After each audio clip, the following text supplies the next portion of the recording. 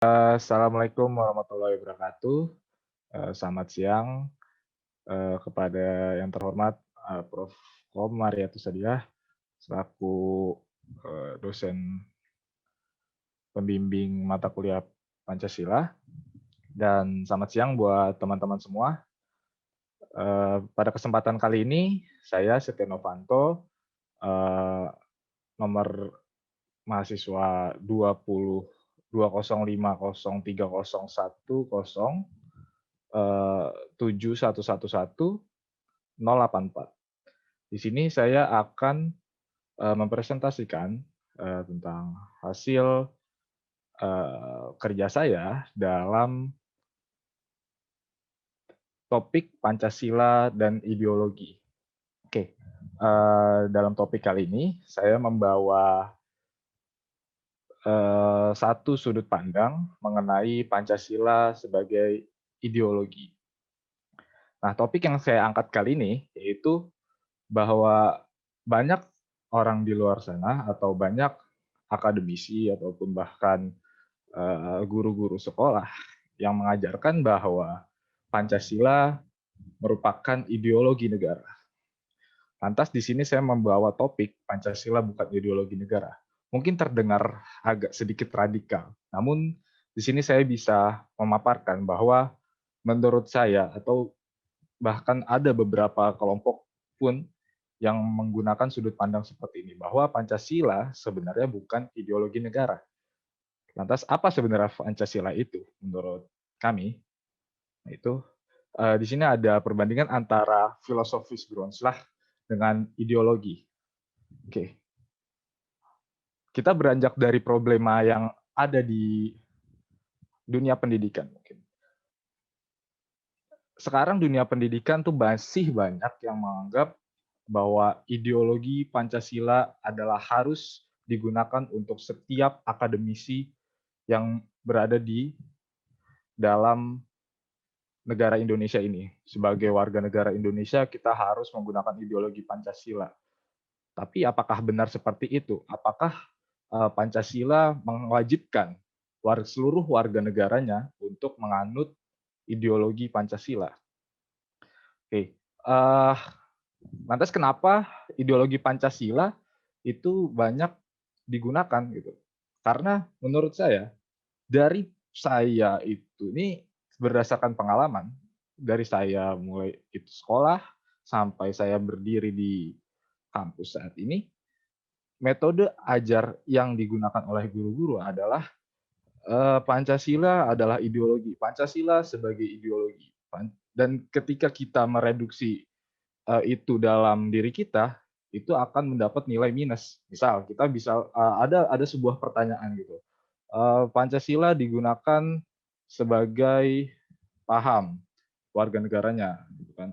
Apakah Pancasila termasuk ideologi atau ideologi bangsa atau tidak? Kita harus menjawab iya. Jika kita menjawab tidak adalah salah gitu.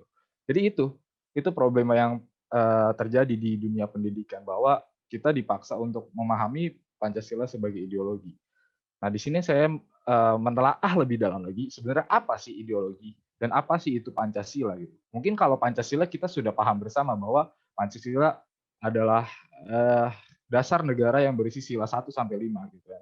Tapi apa itu ideologi? Nah, di sini saya ada beberapa poin tentang penjelasan apa sih itu ideologi.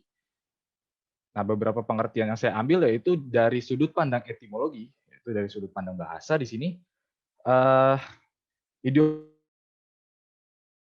bahasa Yunani, sorry. Bahasa Yunani yaitu ada kata eidos dan logos, ide dan logi gitu. Ide kita pisah, ide, logi gitu. Eidos itu artinya gagasan, cita-cita, konsep. Sedangkan logos artinya ilmu. Berarti kalau digabungkan, berarti ideologi ini adalah ilmu atau paham atau ajaran yang berada di lingkup tentang ide, gagasan, dan cita-cita. Paham tentang ide, gitu. Ide. Nah, ide ini berkembang menjadi di paham Indonesia itu adalah sesuatu yang kita harus jalani setiap harinya gitu. Itu yang namanya ideologi gitu. Karena efeknya itu sebenarnya lebih tidak konkret gitu, bias sebenarnya ideologi itu. Nah, kemudian pengertian selanjutnya tentang ideologi itu adalah kumpulan ide-ide gagasan, ide-ide dasar atau gagasan keyakinan yang sifatnya sistematis sesuai dengan arah tujuan yang ingin dicapai dalam kehidupan. Jadi benar, apabila ideologi itu adalah satu gagasan yang memacu diri kita, kayak jadi alasan gitu, kayak apa alasanmu menjalankan kegiatan sehari-harinya tanpa harus, jadi saya melakukan kegiatan ini, saya melakukan kegiatan itu dengan mengambil keputusan seperti ini, dasarnya itu bisa jadi adalah ideologi yang kita gunakan gitu. Dan tidak melulu setiap orang itu harus menganut ideologi Pancasila menurut saya gitu. Tapi itu harus diterapkan dalam sebagai warga negara. Oke, sebelum lebih jauh kita fokus terhadap ideologi dulu. Di sini ideologi itu sebenarnya bersifat abstrak, berfungsi sebagai regulatif ideal atau ide yang mengatur tetapi tidak dapat dimaterialkan. Nah, pengertian ini mengartikan bahwa ideologi itu sifatnya sebenarnya abstrak, bukan konkret. Nah, abstraksi dari ideologi ini membuat efek kepada regulasi-regulasi dalam kita melakukan aktivitas gitu. Itu dampak praksisnya gitu. Jadi ketika ideologi yang bersifat abstrak ini tidak dapat dijadikan material, tapi itu secara tidak sadar berlaku dalam kegiatan kita secara praksis. Kemudian ideologi itu juga merupakan cita-cita atau angan-angan yang menjadi acuan bersama. Itu apabila kita memahami ideologi sebagai ideologi negara gitu. Oke, lanjut. Nah, mungkin masih banyak yang kaget gitu bahwa selama ini kita memahami bahwa Pancasila adalah ideologi negara. Kajian-kajian seperti ini banyak yang dibungkam karena berkat banyak yang berpandangan bahwa orang-orang yang seperti ini adalah tidak mencerminkan Pancasila atau anti Pancasila gitu kan. Menurut saya tidak. Ketika kajian ini berkembang, ide ini ada gitu, ide bahwa Pancasila itu sebagai ideologi, itu tidak mesti harus ada pembungkaman gitu, pembungkaman terhadap diskusi ini gitu.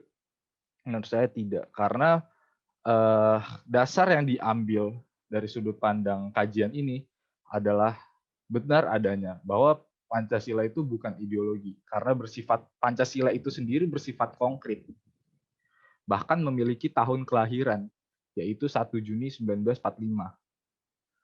Dan tidak ada satupun dokumen yang menunjukkan bahwa Pancasila adalah ideologi negara. Sekarang kalau Pancasila itu ditanya, Pancasila itu dapat berubah atau enggak? Pancasila sebagai ideologi itu bisa berubah atau enggak? Dapat saya katakan iya. Kenapa? Karena tidak ada pasal atau konstitusi yang mengatur bahwa Pancasila itu seperti bentuk negara itu. Negara Kesatuan Republik Indonesia itu diatur dalam pasal 1 ayat 1 dan pasal 37 ayat 5 bahwa bentuk negara tidak bisa diubah gitu. Kalau bentuk negara diubah, konstitusi runtuh. Tapi ideologi Pancasila ini tidak ada konstitusi yang mengatur. Makanya di sini saya bisa mengatakan dengan tegas bahwa Indonesia tidak bisa semena-mena atau ada orang di struktur teratas sana, struktur pemerintahan teratas berkata bahwa ideologi Indonesia adalah ideologi Pancasila. Menurut saya salah. Gitu. Jadi kajian-kajian ini seperti ini pun tidak bisa dibungkam karena tidak ada konstitusi yang menyatakan diskusi yang tidak mencerminkan Pancasila. Orang-orang yang tidak Pancasilais, tapi bukan anti Pancasila. Mereka mungkin tidak mencerminkan Pancasila, tapi tidak bisa kita kategorikan mereka anti Pancasila. Menurut saya gitu. Oke, dilanjut. Ada satu pernyataan dari salah satu mantan dosen filsafat UI, yaitu Rocky Gerung. dia mengatakan bahwa kalau Pancasila itu ditetapkan sebagai ideologi, itu akan menjadi masalah. Secara konkret kalau misalnya dinyatakan bahwa Pancasila itu adalah ideologi negara. Konsekuensinya itu kalau negara berideologi, itu dia mesti atur cara orang hidup yang namanya ideologi itu. Jadi ideologi Pancasila ini harus mengatur cara hidup orang-orang gitu. Kalau negara Indonesia mau menetapkan ideologi negara gitu. Jadi tidak serta semudah ideologi Pancasila kita harus menetapkan ini. Tapi kalau dengan bahasa ideologi negara, itu ideologi itu akan mengatur warga negaranya dalam cara hidupnya mereka gitu. Dan itu menurut sudut pandang saya adalah otoriter gitu. Apakah Indonesia negara otoriter atau demokrasi gitu? Karena kalau kita mau tarik ke sudut pandang Indonesia adalah negara demokrasi, ada di situ kebebasan untuk menggunakan bagaimana mereka cara pandang hidupnya mereka, untuk mereka menggunakan ideologi-ideologi mereka, misal gitu. Dan itu akan uh, sulit gitu. Dan itu mesti otoriter negara. Dan negara harus mengambil keputusan. Bahkan saya sini masih ada pandangan bahwa ideologi yang benar-benar bisa ditetapkan oleh negara itu hanya fasis dan liberal. Fasis dan komunis. Karena kalau komunis ya jelas mereka akan otoriter kepada warga negaranya. Fasis juga pun demikian dengan liberal. Oke, itu pernyataan tadi dari Rocky Gerung. Lanjut, sebenarnya di mana kita harus menempatkan ideologi? Gitu kan? Akan jadi pertanyaan. Lalu di mana kita bisa menempatkan Pancasila dan ideologi? Gitu. Nah, dalam teori ideologi, ideologi tersebut harus tertanam dalam pikiran manusia, masuk ke sistem psikologi, dan terlihat bentuk pengaplikasiannya ideologi tersebut. Nah, ideologi ini memang konkret, abstrak. Dia masuk ke dalam kegiatan kita sehari-hari secara praksis. Lalu sebenarnya mereka ada di dasar, gitu, dasar diri kita, ada masuk sampai ke psikologi kita, gitu. Dan Pancasila sebagai ideologi di sini, sebagai ideologi negara, kalau mau diajukan sebagai ideologi negara, maka akan otomatis membangun tapal batas dialektis dalam kehidupan berbangsa, gitu. Jadi akan ada batas-batas di mana ketika kita berdialektika itu menjadi terbatas akan Pancasila jika mau digunakan sebagai ideologi negara. Let's say misalnya yang mungkin saat ini terjadi dan kedepannya akan lebih dan lebih lagi. Dialektika tentang separatisme Islam, gitu kan. Bahwa ini sangat berkemungkinan bahwa Islam ini akan berkembang ke arah yang lebih radikalis atau yang moderat, gitu kan. Nah, tapi kalau Pancasila mau ditetapkan sebagai ideologi negara, ini akan membatasi teman-teman atau sobat-sobat Muslim yang mempunyai ide-ide yang bermacam di Indonesia untuk berdialektika gitu. Itu kalau Pancasila ditetapkan sebagai ideologi negara. Nah, masih jadi pertanyaan sebenarnya Pancasila dan ideologi ini harus ditetapkan di mana gitu kan? Menurut saya di sini Pancasila itu bukan sebagai ideologi, tetapi peran Pancasila itu adalah dasar negara, filosofis Grundslag. Nah, tadi saya bilang di awal. Peran Pancasila di negara ini merupakan dasar dari segala pembuatan regulasi di Indonesia. Iya, regulasi di Indonesia ini akan berkaca pada Pancasila. Konstitusi-konstitusi di Indonesia ini harus berkaca pada Pancasila. Tetapi tidak bisa Pancasila itu ditetapkan sebagai ideologi yang harus dianut oleh seluruh warga negaranya. Oke. Pancasila tidak dapat ditetapkan sebagai ideologi, saya ulangi kembali. Karena Pancasila lebih mengarah kepada filosofis Grundslag. Oh ya, sorry, mungkin kalau ada yang belum mengerti filosofi Grundslag itu apa, itu seperti pemahamannya landasan filosofis lah, landasan di mana Indonesia berdiri gitu. Karena Indonesia berdiri dengan dasar negara ini yang dikatakan Soekarno pada tanggal 1 Juni 1945 gitu. dasar-dasar negara Indonesia gitu. Dan dia menyatakan Pancasila di situ. Dia mengemukakan konsep Pancasila sebagai dasar negara, bukan sebagai ideologi gitu. Jadi menurut saya akan semena-mena gitu kalau ada orang bilang sekarang Pancasila adalah ideologi negara. Dia memberi ketetapan kepada ilmu. Karena itu sifatnya konsep gitu, konkret. Pancasila sebagai ideologi, bukan abstrak. Karena ideologi seharusnya abstrak gitu. Jadi menurut saya seharusnya Pancasila adalah dasar negara atau filosofis Grundsah. Pemahamannya seperti itu, bukan ideologi. Itu menurut saya. Nah, kesimpulan dari topik saya kali ini akan sulit gitu. Kalau teman-teman memahami ini sebagai teori konfrontasi, teori yang menciptakan pertikaian di Indonesia. Tapi sebenarnya di sini saya tidak bertujuan secara pragmatis bahwa saya ingin mengganti ideologi Pancasila atau orang-orang seperti saya itu mengacu kepada ayo kita ganti ideologi Pancasila. Sebenarnya tidak.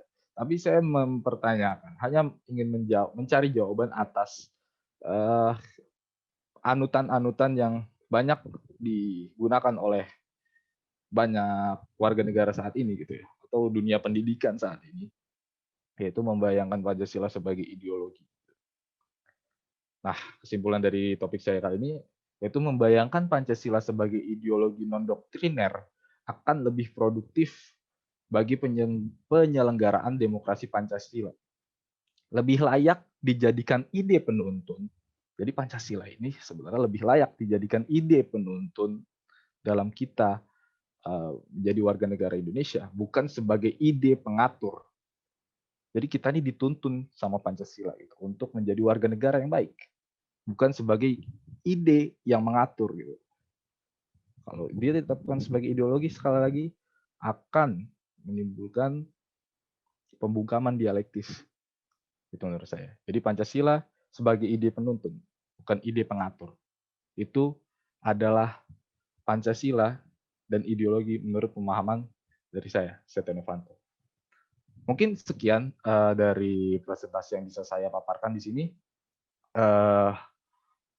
Lebih kurangnya mohon maaf, saya pun sebagai manusia pasti tidak luput dari kesalahan. Oke, mungkin saya sudahi untuk paparan saya tentang Pancasila dan ideologi. Terima kasih. Mohon maaf atas segala kekurangan. Selamat sore, selamat siang. Wassalamualaikum warahmatullahi wabarakatuh.